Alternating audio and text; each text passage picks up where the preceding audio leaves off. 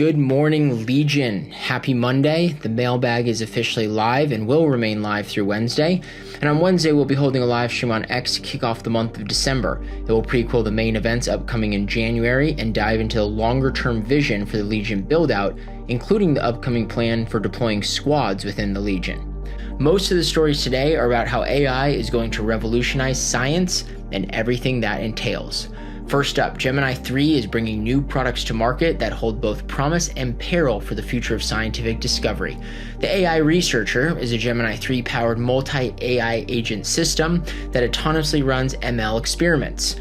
With a research question, it will design experiments, spin up specialist agents with their own GPUs to run them, and write a paper. Publications just got easier, and scientific discovery just became accessible to way more people in the world. Our second story is a big one. You might have heard news last week about the new Manhattan-like project, also known as the Genesis mission, announced at the Department of Energy. You can read the full executive order below, but the main gist of it is this. The Genesis mission is a dedicated, coordinated national effort to unleash a new age of AI-accelerated innovation and discovery that can solve the most challenging problems of the century. That sounds somewhat optimistic. Within this executive order, it's also made clear that through the Genesis mission, the U.S. government will be officially building autonomous scientific agents.